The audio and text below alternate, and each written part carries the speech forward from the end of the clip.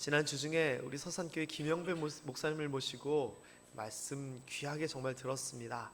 저는 너무나 좋았습니다. 왜 좋았냐면은 우리 성도님들에게 필요한 말씀이 선포되는 것이 좋았고, 또 김영배 목사님이 첫 집회를 하시고 하시는 말씀이 모함교회 성도님들이 너무 좋다, 설교를 해보면 사실 알거든요.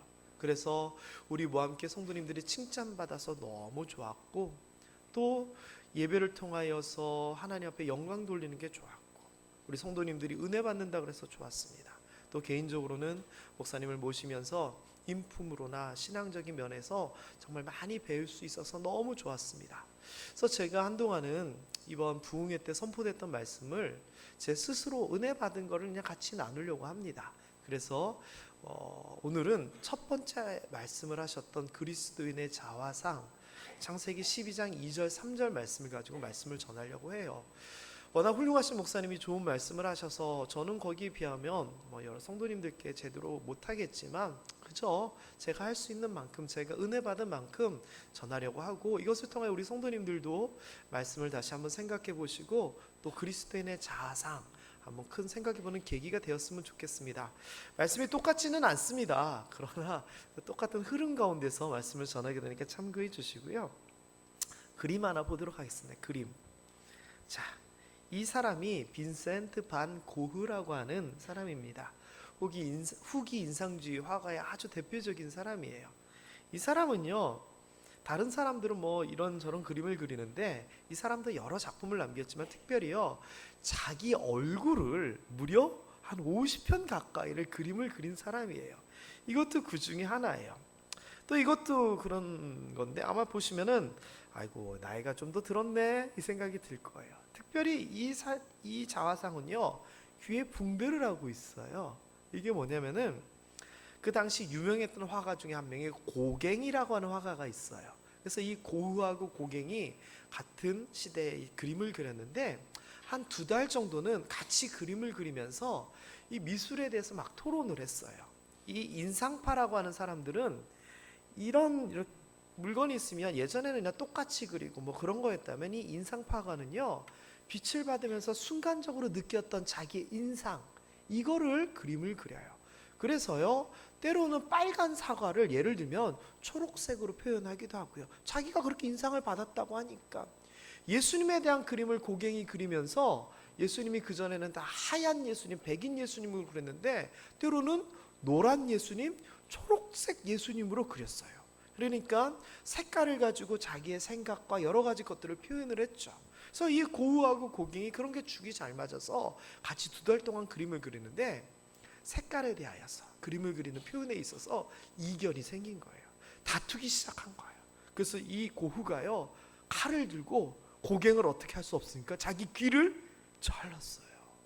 그리고서는 그것을 치료받고 나서 자기 이 그림을 그린 거예요. 그래서 이 그림을 자세히 보는 사람들은 이 색깔, 표정, 배경 이런 것을 가지고 그 당시 이 고흐가 느꼈던 그런 것들을 해석을 하려고 하고, 이것을 통하여 무엇을 얘기를 하려고 하는지 이해하려고 해요.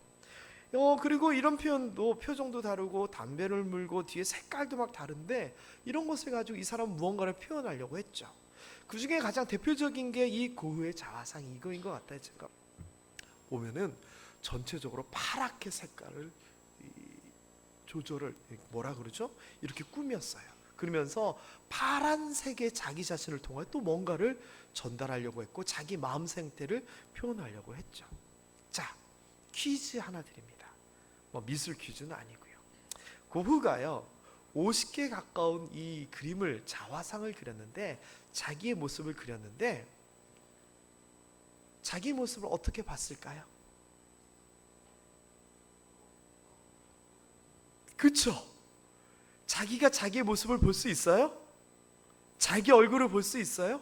아니면은 내 얼굴은 이럴 것이다 라고 상상을 해서 그랬을까요? 아니잖아요. 아니, 저보고 상상을 해서 제 얼굴을 그리라 그러면 장동건 얼굴을 그려놨을 거예요.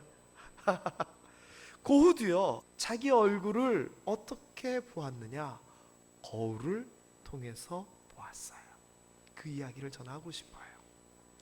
내 모습을 그려본다면, 내 모습을 설명한다면, 내 모습을 상상한다면 내가 보는 모습이 내 모습이 절대 거울에 비춰보아야 되는 거예요. 소크라테스가 여러분 사람들하고 이렇게 대화를 통해서 진리를 찾아가는 그런 대화법을 통하여서 가르침을 줬었어요. 근데 그 당시에 소피스트라고 하는 철학자들이 있었습니다. 이 철학자들은 무엇이 진리인지에 대해서 설명하고 가르치고 그랬던 사람들이에요. 근데 소크라테스가 그 사람들에게 묻는 거예요. 진리가 뭐냐? 그럼 뭐라고 대답하면 그럼 그건 뭐냐? 그럼 그것을 설명하면 그 설명은 도대체 뭐냐? 계속 질문을 하는 거예요. 그러면 이 잘난 척하고 박식하던 이 철학자들이 나중에는 근본적인 질문을 계속 찾아가다 보면 할 말이 없어지는 거예요. 그러면 소크라테스가 얘기하는 거죠. 야, 너희가 진리를 얘기한다고 하는데 진리 잘 모르지 않느냐? 진리를 알기 전에 네 자신과 네 수준을 네가 알고 있는지 모르는지 너 자신을 먼저 알라 라고 얘기를 하게 됩니다. 저는요, 아까 고흐의 자화상에 대한 이야기, 소크라테스 이야기를 통해서 저는 무엇을 이야기하고 싶냐면요, 내가 누구인지 한번 좀 생각해 봤으면 좋겠다 이 생각을 해봅니다. 강사님도 이런 표현을 쓰시더라고요. 제가 굉장히 그게 인상이 깊어요.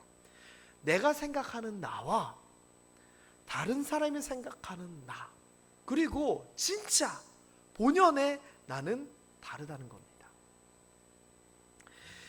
살리에리라고 하는 사람이 있었습니다. 제가 설교 때 아주 얼핏 한번 얘기를 한 것 같아요. 이 살리에리, 또 살리에르라고도 하는데 이 사람이 굉장히 오래전에 음악가입니다. 작곡가예요. 이 사람이 아주 찬사를 듣던 그 시대를 아주 흔들었던 작곡가예요. 그리고 이 사람은 어릴 때부터 천재 신동 소리를 들으면서 재능을 보였던 사람입니다. 그리고 이 사람이요, 1788년부터 1824년까지 궁정 작곡가, 그러니까 왕에 의해서 임명받아서 곡을 쓰고 왕궁의 음악을 담당하던 그 역할을 한 거예요. 그러니까 그 시대의 최고의 작곡가라고 찬사를 들었죠. 게다가 이 사람이 가르쳤던 사람이 누구 있느냐? 우리가 잘 알고 있는 베토벤, 슈베르트, 리스트 이런 사람들도 어릴 때 이 살리에리한테 음악을 배웠던 그런 사람이에요. 그러니까 이 사람이 나이 들어가지고 궁정 작곡가가 됐을 때 생각해 보세요. 사람들이 박수치죠. 곡만 쓰면 사람들이 대단하다 그러죠. 왕궁에 뽑혀가지고 나라의 음악을 다스리죠. 베토벤 같은 거장들이 자기의 제자죠. 얼마나 대단하겠어요. 그리고 자기 자신을 최고라 생각 안 하겠어요? 남들이건 자기건 최고라 생각했을 겁니다. 자, 그런데 모차르트라고 하는 사람이 갑자기 짠 나타난 거예요. 20대 아주 파릇파릇한 사람인데 성격도 괴팍하고 사생활도 방탕한 그런 사람인데 이 사람이요, 너무나 천재 같은 거예요. 1984년도 아마데우스라고 하는 영화가 있는데 그 영화가 이 모차르트와 살리에리 사이에 있었던 그 이야기들이 이제 돼요. 한번 보세요. 되게 재미있어요. 그런데 이 살리에르가 그 영화에서 어떤 장면으로 나오냐면은 자기는 축자 사자 음악을 해가지고 막 하는데 저 망나니 같은 모차르트는 그냥 띵땅띵땅띵땅 하다가 몇 개 탁탁탁탁 찍는데 그게 음악으로 연주되면 자기는 도저히 해낼 수 없는 너무나 환상적인 음악이 된다는 거예요.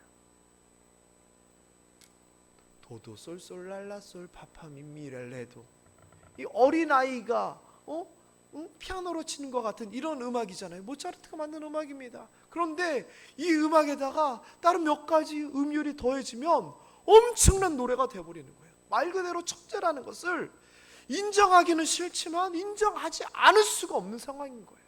그래서 이 사람은요, 평생 2인자로서의 열등감을 가지고 살았어요. 그래서 오늘날 심리학자들이 나는 굉장히 잘하고 나는 최고다라고 생각했는데 나보다 뛰어난 누군가가 딱 있으면 그것을 못 견디는 2인자가 1인자를 넘지 못해서 가지는 이것을 살리에리 증후군이다라고 이야기를 해요. 근데 생각해 보세요.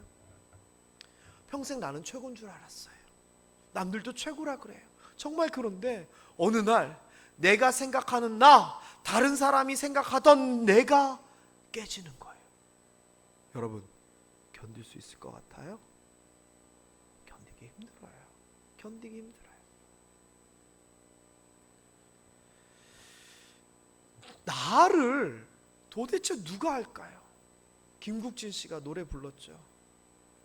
내가 너를 모르는데 넌들 나를 알겠느냐 이러면서요. 타타타. 김국환 맞죠? 제가 뭐라 그랬어요? 아, 김국진? 아, 참 아니죠. 김국환 씨가 그랬네요. 서로가 모르는 겁니다. 게다가 나 자신도 나를 모르는 겁니다.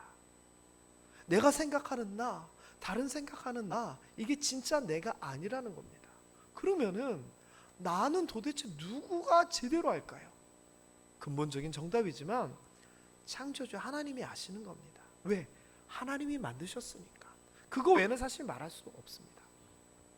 얼마 전에 저희 집에 저희 하경이 딸이 음료수를 따라준다고 하든지 하면서 컵을 이렇게 꺼내가지고 찬장에서 이렇게 줬대요. 그런데 나중에 저희 아내한테 한 소리를 들었어요. 왜냐? 그 컵이 뭐였냐면은 이런 크리스탈 컵은 아니고요. 그냥 도자기 컵인데 그림이 그려져 있어요. 무슨 그림이냐? 제 아내가 좋아하는 빨강 머리엔 그림이 그려져 있어요. 그러니까 그 컵은요, 일반적으로 마시고 이러다가 깨지고 뭐 하면 버리고 그런 컵이 아니라 그림을 그려서 예쁘게 보는 장식용 컵인 거예요. 물론 물컵으로 이렇게 해가지고 마실 수도 있죠. 그런데 저희 딸은 그 컵이 예쁘니까 그 컵에다가 담아가지고 이렇게 준 건데, 제 아내가 그 컵은 그렇게 쓰고 마시는 데 쓰는 용도가 아니라 장식용이야 라고 가르쳐 준 거예요. 자, 여러분 생각에는 그렇게 막 그림이 그려져 있는 그런 컵들은 마시는 데 쓰는 용도의 컵일까요? 보라고 만든 장식용 컵일까요? 네? 장식용이잖아요. 딸은요, 자기 생각에는 그게 아니었던 거예요. 이것은 예쁘니까 그냥 마셔야지라고 생각한 거예요. 누가 맞아요? 만든 의도가 명확할 때는 당연히 만든 사람 또는 산 사람의 의도가 맞는 거예요. 나는 이렇게 살아야 되라고 우리 스스로 생각하지만 우리를 만드신 하나님이 이렇게 살아야 되라고 얘기를 하신다면 누가 맞는 거예요? 만드신 분이 맞는 거예요.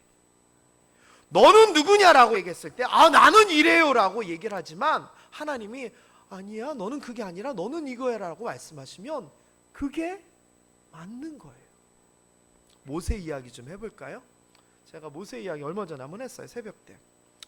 모세가 나이 80이 돼가지고 광야 생활을 합니다. 광야에서 장인 이드로 밑에서 그냥 대릴사위처럼 그렇게 살고 있어요. 나이 80의 모세가 자기 자신을 어떻게 생각하느냐, 성경에 있는 이런저런 내용을 살펴보면 살인자입니다. 애굽에서 살인을 해가지고 수배받은 수배자일 거예요. 그래서 도망을 한 도망자입니다. 가진 것 없이 그냥 도망쳤기 때문에 가진 것 없는 말 그대로 빈털터리입니다. 게다가 나이는 80의 노인이고 이제는 아무런 희망이 없는 그런 사람입니다. 이러한 모세는 남들도 그렇게 생각했을 거고 자기도 그렇게 생각할 수밖에 없습니다. 왜? 그게 현실이니까. 그런데 하나님께서 이런 모세를 불러다가 뭐라고 얘기하셨냐면은, 야, 내가 너를 바로에게 보내어서 내 백성 이스라엘을 인도해내는 그런 역할을 맡길 거야 라고 말씀하십니다. 살인자, 수배자, 도망자, 노인, 희망 없는 빌턴터리 모세를 하나님께서 뭐라고 얘기하시냐면은, 네가 너희 민족의 구원자이고 바로 앞에 선 승리자이고 백성들 앞에서는 지도자이고 나와 백성들 사이에 있는 선지자야라고 하나님께서 얘기를 하시는 거예요. 자, 그랬더니 모세가 뭐라고 얘기하냐면은, 영어 성경 표현이 조금 더 직설적이어서 제가 그렇게 따왔어요. Who am I? 내가 누굽니까? 라고 묻는 겁니다. 아니, 내가 도대체 누군데 당신이 나를 들어다가 그렇게 백성을 구원할 자로 쓰시냐고. 나는 그런 사람이 아니라라고 하면서 자기의 존재에 대하여서 하나님이 생각하는 그런 사람이 아닙니다라고 물어보는 겁니다. 나 누군 줄 아세요? 나는 이 정도밖에 안 돼요 라고 얘기를 하는 겁니다. 이 말은 뭐냐? 하나님이 생각하는 모세와 자기가 생각하는 모세의 차이가 너무 크기 때문에 하나님이 아무리 내가 너를 구원자로 승리자로 쓰겠다라고 해도 아유 내가 누군데요? 나 누군지 모르시잖아요. 나는 그런 사람이 아니에요 라고 하나님 앞에 반문했던 겁니다.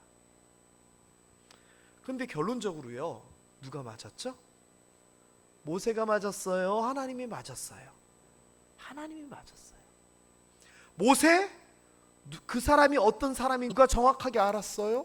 자기 자신이 아니라 하나님이 정확하게 아셨어요.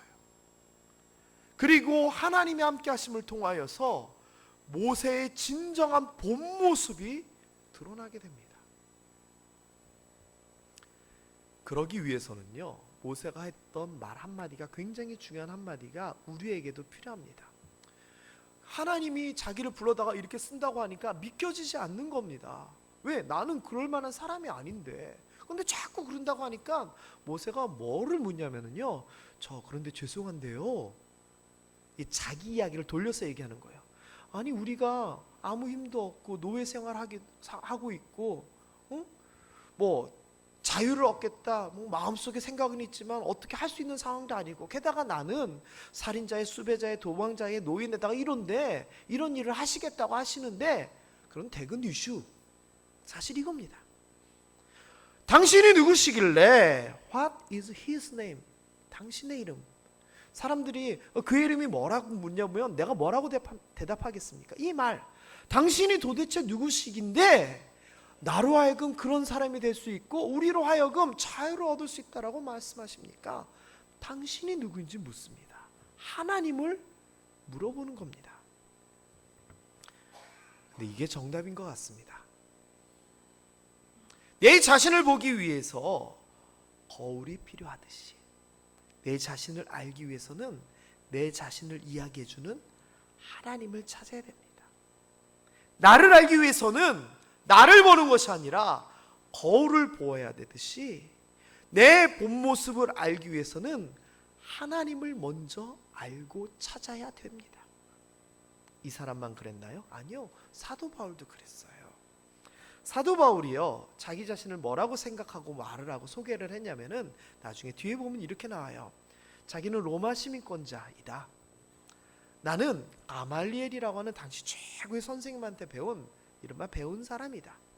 게다가 나는 열심당원, 이스라엘의 정치적으로 큰 역할을 하는 그런 사람이고, 게다가 나는 종교적으로는 바리새인으로서 훌륭한 전통을 가진 집안의 사람이다 라고 얘기를 합니다.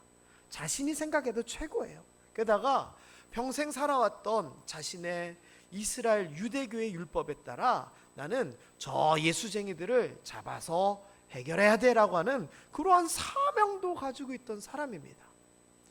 남들도 사도 바울을 보면서 예전의 모습, 이름으로 치면 사울을 보면서 너는 이런 사람이야 얘기했을 거고, 사도 바울 사울일 때 그도 나는 이런 사람이야 라고 생각했을 겁니다. 자, 그런데 이런 사도 바울을 하나님은 뭐라고 생각하셨냐면은 복음을 전할 자, 이방인의 스승, 나를 위하여 순교할 자라고 생각을 하신 겁니다. 이거는요, 이 사울의 입장에서는, 사도 바울의 입장에서는요, 생각하지도 못했고 생각할 수도 없는 그런 상황입니다. 자, 그런데요, 모세에게 이렇게라고 얘기하던 모세를 이렇게 만드셨던 하나님이 전혀 반대의 삶과 생각을 가지고 있던 사울, 사도 바울을 역시 동일하게 부르셔서 전혀 다른 그 사도 바울로 만드십니다. 다메섹으로 가는 도상에서 예수 그리스도를 만나게 되고 그것을 통하여 그의 모든 삶이 바뀌어집니다. 이전에 사울에서 이름도 바울로 바꾸면서 그 모든 것이 달라졌다라고 하는 겁니다. 자, 이때 바울이 뭐라고 얘기했는 줄 아십니까? 주여, 누구십니까? 나는 내가 박해하는 예수라. 사도 바울도요, 묻습니다. Who are you? 당신이 도대체 누구십니까? 모세가 당신의 이름이 도대체 뭡니까? 물은 것처럼 내가 너를 사용하여 복음을 전할 자다라고 말씀을 하시는 그 하나님에게 사도 바울이 얘기하는 겁니다. 당신이 도대체 누구시냐? 그리고 그것을 통하여 하나님을 알게 되고, 그것을 통하여 자신이 도대체 어떤 삶을 살아야 되고 자신이 누구인지를 깨닫게 됩니다. 여러분, 하나님을 알면은요, 하나님께서 말씀하시는 내 자신을 알게 됩니다. 모세처럼, 사도 바울처럼 내가 생각하는 나로서 살아가는 것이 아니라 창조주 하나님께서 만드신 그 목적에 따른 진짜 나의 삶을 찾아가게 된다는 겁니다. 여러분, 목사님, 제가 나이가 이제 몇이고, 아니요, 중요하지 않습니다. 목사님, 제가 가진 것이, 아니요, 그것도 중요하지 않습니다. 목사님, 나는 배운 것이, 그것도 중요하지 않습니다. 제일 중요한 것은 하나님이 여러분을 무엇이라, 누구라, 어떤 일을 할 자라 생각하느냐, 그게 중요하다는 것입니다. 아브라함 얘기 한번 해볼까요? 강사님도 이 창세기 12장 2절 3절을 통해 말씀하셨잖아요. 아브라함이요, 자녀가 없었습니다. 75세 때까지. 그때 하나님께서 나타나셔가지고 그에게 이런저런 약속을 하시죠. 근데 아브라함은 현실을 바라봅니다. 그래서요, 조카 롯을 아들처럼 대합니다. 왜? 롯은 아버지가 없었거든요. 자기 조카 형님이 돌아가셔가지고, 아브라함의 형님이, 자기는 아들이 없으니까 너무 딱 맞잖아요. 그런데 하나님께서 아니라는 겁니다. 자기가 양자처럼 키운 엘리에셀, 하나님이 그것도 아니라는 겁니다. 그러면 방법을 찾아봤더니 첩을 드리자 해서 했더니 이것도 아니다라고 하는 겁니다. 그러면서 하나님께서 아브라함에게 처음, 그리고 나중에도 똑같은 약속을 계속하시고 말씀하시는데, 그게 뭐냐? 내가 너로 큰 민족을 이루게 하겠다는 겁니다. 게다가 너로 말미암아 모든 사람이 복을 받을 것이다 라고 얘기를 하는 겁니다. 아브라함 입장에서는요, 사실 말도 안 되는 이야기이거든요. 왜요? 나이 들어서 이제 나는 자녀를 생산할 능력이 없는데 계속 아들을 낳을 것이다 라고 얘기하니까, 아브라함의 대단한 점은 바로 이거였잖아요. 그럼에도 불구하고 믿었다는 거. 내 현실은 도저히 안 되지만 하나님이 말씀하시는 그 미래와 너무나 차이 나지만 이것을 믿는다는 겁니다. 내가 알고 있는 나보다 하나님이 알고 있는 나가 더 맞다라고 생각한 겁니다. 이게 바로 믿음입니다. 그래서요, 하나님께서요, 아브람이라고 하던 이름을 아예 바꿔버립니다. 뭐라고 바꾸느냐? 열국의 아버지라고 이름을 바꿔버립니다. 그리고서는 그의 운명을 정말 거짓말같이 열국의 아버지로 바꿔주십니다. 할렐루야, 할렐루야입니다. 여러분, 아브라함은 자신의 후대를 포기했습니다. 하나님은 많은 자손을 가질 것이다 라고 얘기했습니다. 누가 맞고 누가 바로 아는 겁니까? 하나님입니다. 똑같습니다.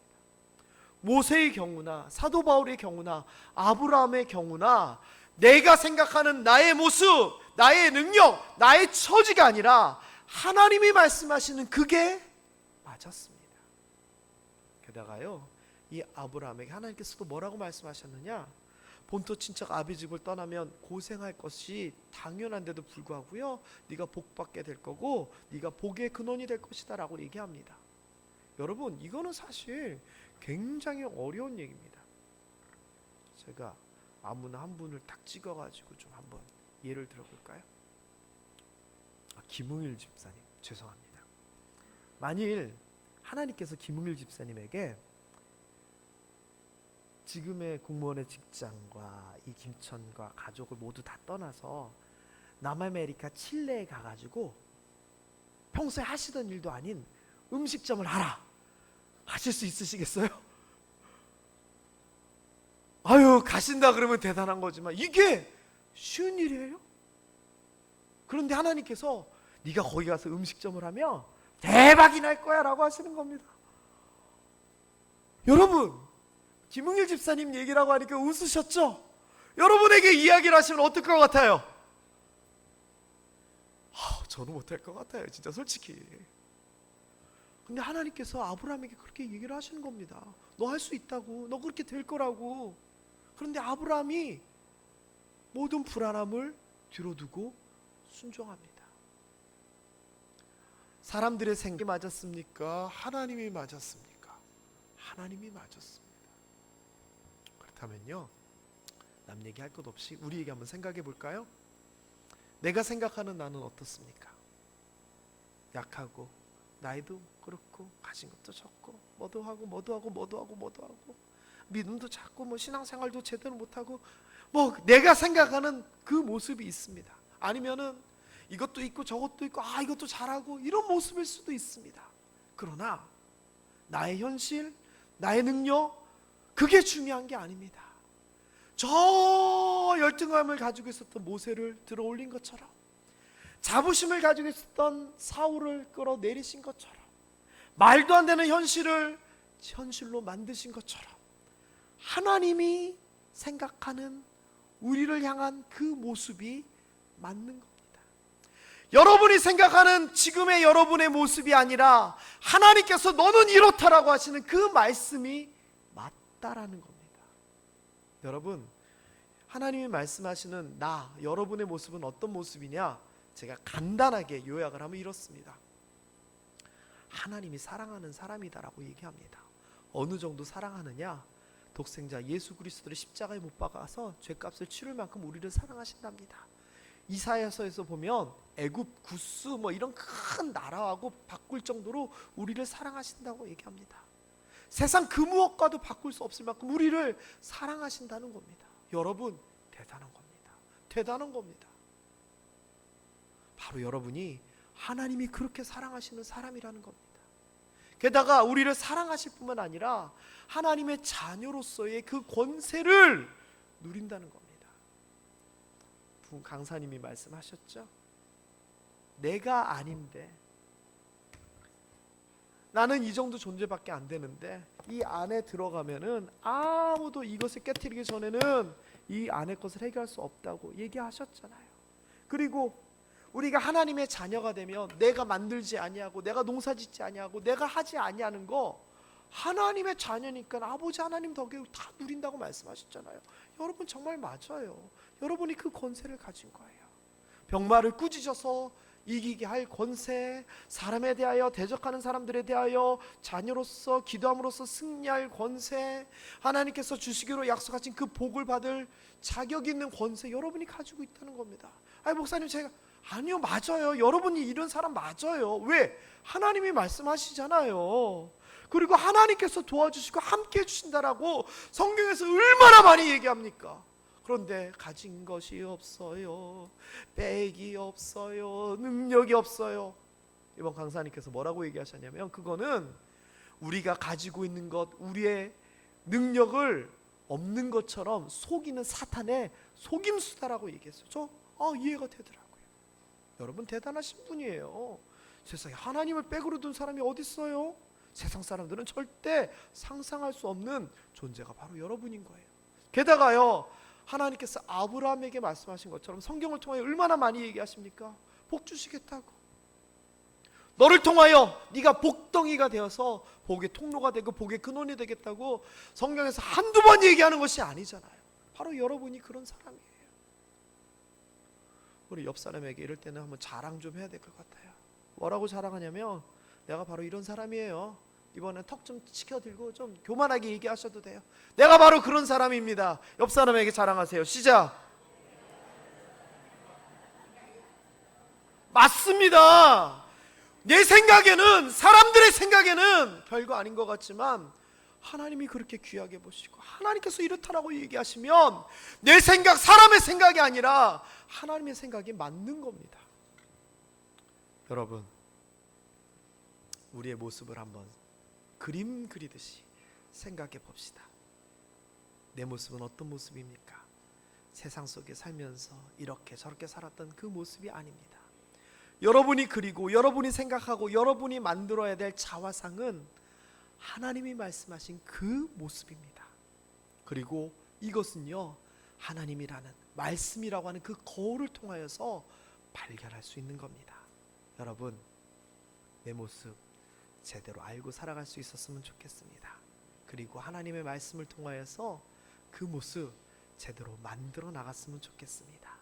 그래야 어느 날 사람들이 볼 때에 예전에 알던 그 사람이 아니라 하나님의 자녀로서, 그리스도인으로서 아름다운 모습으로 그들에게 보여줬으면 좋겠습니다. 여러분, 2020년 하나님께서 말씀하시는 그대로 우리의 모습을 만들어 나갈 수 있는 우리 모두 되기를 주님의 이름으로 축원합니다. 기도하겠습니다.